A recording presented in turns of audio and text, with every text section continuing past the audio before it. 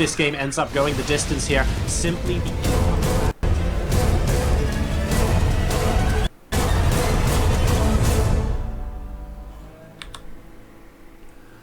Welcome, ladies and gentlemen, boys and girls, to Echo, the first map in the hot seat Best of 9 King of the Hill. We're in week number 12, and spawning in the bottom right position on Echo is our 7-time winner. Can he continue to extend his streak? It's Bunny. His opponent spawning in the top left position as the blue Zerg player representing mYinsanity. Now Kane has already come and gone. Will his teammate be able to avenge him and capture the hot seat crown? It's Serral. So guys, let's go ahead and explain to any new viewers how this actually works. We have a best of 9 using the ladder map pool. Now, of course, that's only 7 maps. So what we do is we veto down to a single starting map, which in this instance was Echo, although it was very nearly Cactus Valley, which would have been pretty awesome. And once we get to sort of map number 7, if it turns out the score is 4-3, and no one person, of course, has gotten to 5 map wins, we then move into a situation where we actually see a new round of vetoes take place. So the players then veto again down to 3 maps. And of these 3 maps, 2 of them basically become maps 8 and 9. And we do this so that if it's a really close series and gets to like the super crunch games at the end, the players get to play on the maps that they are most familiar with. So that's kind of how it's done. Any questions, feel free to ping them to me. I am on Twitter at JoRoSaR, and I do tend to check them in the breaks between every second game as well. So make sure you go ahead and check that out. In the meantime, in this game, we have the command center first and the hatchery first, both coming down for our players respectively. Now this overlord isn't going to be able to spot that a command center first has gone down for a little while.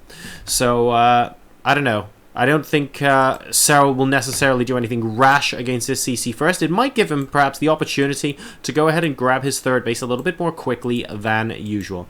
We can see him following up with the spawning pool and then the gas behind that as well. So generally speaking, all hunky-dory. The first Rax has gone down. We're opting to get a gas, by the way, so we're not going immediately into, for example, 2 or 3 barracks off of that CC first, which some players do like to do. And we can see the first overlord from Serral is actually going to pop into the base and not be able to see the command center first. So the barracks will have already completed, and it might actually take Serral just a little bit of time to work out that the command center went down before the barracks or the gas, because, look, everything's going to be complete by the time he gets in here. Nothing's really going to be out of the ordinary. We have no Reaper coming out from Bunny, and this is worth noting because he absolutely adores his Reapers. You can see Serral actually spotting the barracks there and spotting the bunker on the low ground as well. So that, if anything, gives away the fact that an expansion is around. And now we have the first couple lings just moving out. Now again, like I said, nothing drastic coming out from Serral, just continuing to drone up, getting the double queens off the 2 base. We've got Zergling speed to establish that map control. But it is going to take a little while for Serral to kind of basically decide whether he wants to take his third. That's kind of really the key right now. And these lings are going to try and do their best and scout a little bit to work out what is going on. Not sure they'll be able to do much with the bunker and marines already in there, though.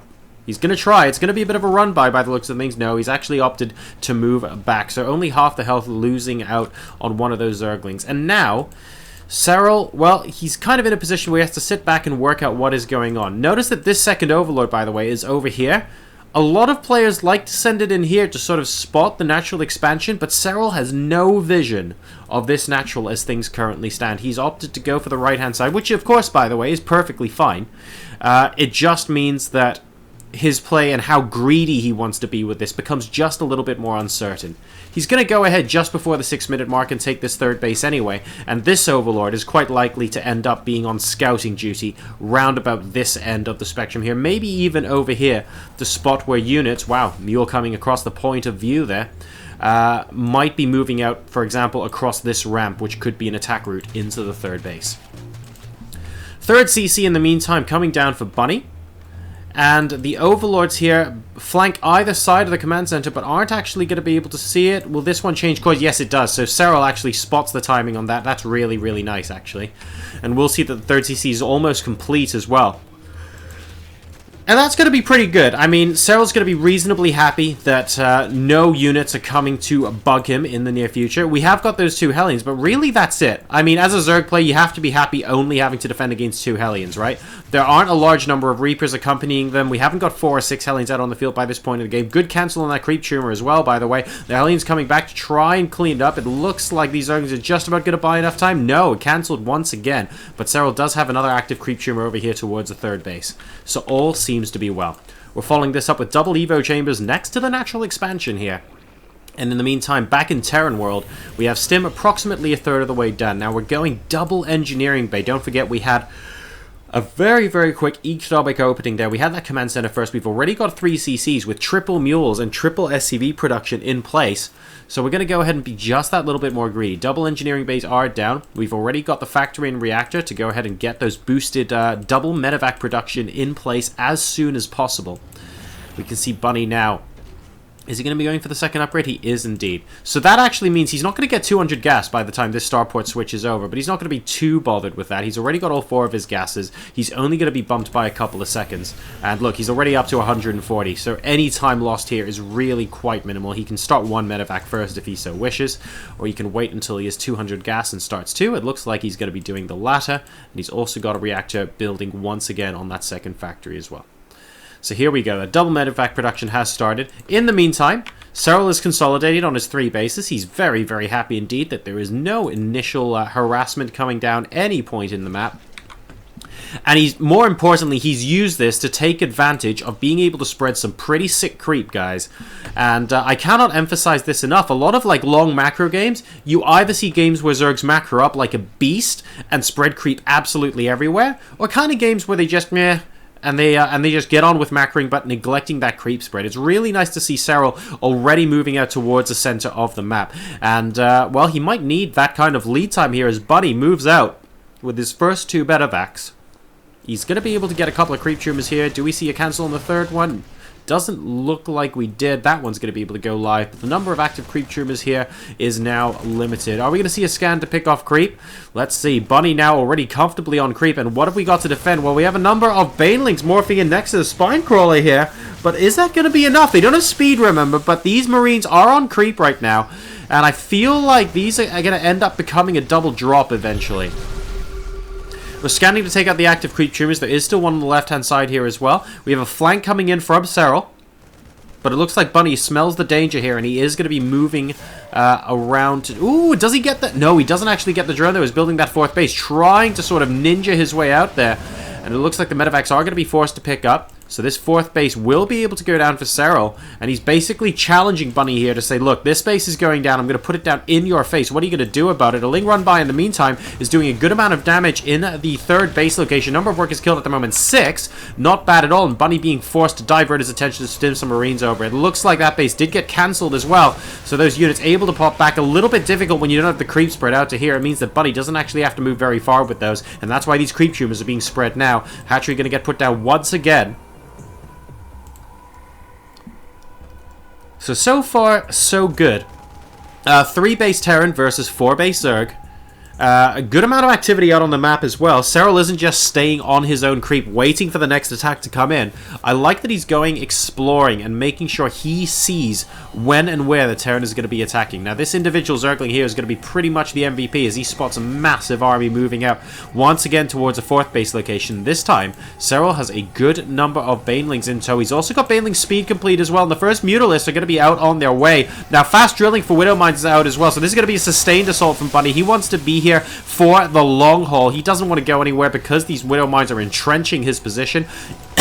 He's also got, by the way, the faster burrow on the Widow Mines coming in as well. So we need to be so careful with those Banelings. A wary Widow Mine hit, and all of a sudden, all of these will just go kaput. So he has to be very, very careful indeed. Serral's feeling okay, though, because, look, he's continuing to spread creep over here, guys, and he knows that there's no Terran army over here, and that it's all focused here. Now, if Bunny, for example, had a drop that was coming up the left side of the map right now, this could end up being worrying, but Serral's thought of that as well. He's got a Spine Crawler and a Queen there, which should buy him enough time for Zerglings to sort of move across the map. Ooh, very nice hit there with the Widow Mines against the Mutalisks. So the Mutalisks are going to be out of commission for the next sort of 30 in-game seconds or so as they start regenerating that health at a crazy rate. Scan coming in to pick off creep tumors, but I don't think he's going to get close enough without actually coming in range of that spine crawler. A couple of individual Marines will get stimmed forward, and a Thor to stop the Mutalisk from picking them off as well. Spine crawler is going to go down, but more and more Zerg is coming in. Supplies currently 177 to 162 in Bunny's favor, so overall macro-wise is looking good. Oh, excellent hit from the Widowmine, but decent hits from the Banelings as well. All the Widowmines are gone, but look at how many Marines are left. Do we have more Banelings in reserve? We don't, actually, and that basically means this base is going to end up being forfeit. The Thor is going to be able to do too much damage here, and I cannot see the... He has to give up the 4th and fall back to his 3rd base. A lot of these Marines on yellow help, but look at how much DPS is here. I'm not sure he can do this without Banelings, and yeah, well, there we go. Serral, he had some good hits on those Widow Mines, but he didn't have enough left over. He really just needed 3 or 4 to kind of pick up a lot of chunk of these Marines. He's going to have to give up that 4th base right now. I wonder if he's going to remake straight away on this side. He is. There we go. So, potentially seeing the future we are here. And, oh, look at that. Instantaneous scan to see if another base has already gone down. But he's a little bit early for that. The scan's going to disappear. Ooh, there was a second where he actually saw the drone. Is that enough for him to go, hang on, what's going on here? I think it might be, as Bunny changes tack to move back into this location. And I love that he had an afterthought here, and he went, hang on a second, just to make sure I don't get the switcheroo again, let's plant a Widow Mine where that old 4th was. We have a pickup in the middle of the map. It's going to be 2 Thors. Really nice little bit of ambush there from those Zerglings as Bunny moves towards a 4th base location on the left-hand side. What is the upgrade situation looking like? 2-2 with +1 flyer attacks for Serral and +1 vehicle armor, which helps the Thors, of course, and the Medivacs for Bunny. Bunny now entrenching his position over here on the left-hand side. Serral can, of course, just cancel it, and he does indeed. And unfortunately, a single drone is going to meet its fate at the hands of the Widow Mine over here on the right-hand side as well, as we see Bunny starting to move further onto creep. And this is the point where he realizes, oh, that doesn't work at all. So, we now have Serral knowing that we are in fact going to have a Widow Mine-y kind of situation. The Overseer there will be able to pick it off. And once again, the 4th base goes down on the right-hand side. Bunny, he's just trying to wait it out at this point because, I mean, if you're a 3-base Terran versus a 3-base Zerg, you're generally in a very happy place. So if he continuously forces this 4th to cancel repeatedly, and look at this, another Widow Mine over here as well. Bunny just playing ping pong with these bases right now, saying, look, my army's going to slowly get stronger and stronger and stronger, and your army is going to get weaker and weaker because you're not going to be able to replace them with the gas-heavy units that you need by basically going off of 8 gas and making your transitions as really deadly Zergs do. You can't just mass switch to Mutalisk if you don't have the resources to do it. So what are you going to do about this? And oh my god, that was the hit of the century by that Widow Mine. And more than half of the Banelings, I think, went out there. This base is going to have to be cancelled. These drones, well, they're not going to be able to do very much. The Banelings do get in amongst the Marines, though. I'm a little bit surprised. A lot actually was lost there from Bunny. He still has about 10-15 Marines left over. A lot of those Banelings managed to get good connects, but imagine if he had those Banelings that the Widow Mine took out as well. How sick that would have been, too. So we now have round 2. Widow Mine again. Oh, targeting a whole bunch of Zerglings that time. He could have hit the Banelings once again. Bunny moving in onto creep. This is where the battle is going to be happening. A lot of hits actually against that Thor from the Banelings. Not the greatest efficiency coming out of our Zerg player here. And he's actually down in supply now, about 30. It's 158 to 127. Serral looking like he might be letting the 1st game slip right now because we have a 4th base going down for Bunny as well. That's completely unharassed. He is now safely onto creep. There are no Widow Mines now this far onto creep. I think they've all been too far back. So will Serral be able to push this back? He's doing a decent job of it at the moment. Some good hits from the Banelings, but there isn't enough support behind it, and Bunny is continuing to roll on forward. 155 to 118 supply, and this could end up being Serral's last stand here in game number 1. Excellent Baneling hits. Never mind, that changes quite a lot. Half the Marines disappear, disintegrate, some word beginning with dis, ladies and gentlemen. Some excellent Baneling hits, but is it a little bit too little too late? How many of the Mutas are still left alive? The answer is probably about 0, unfortunately. And Serral, that's going to cause him to tap out as Liquid Bunny, the defending champion here on the hot seat by Ding It TV, takes game number 1 to move 1-0 up in this best of 3 series.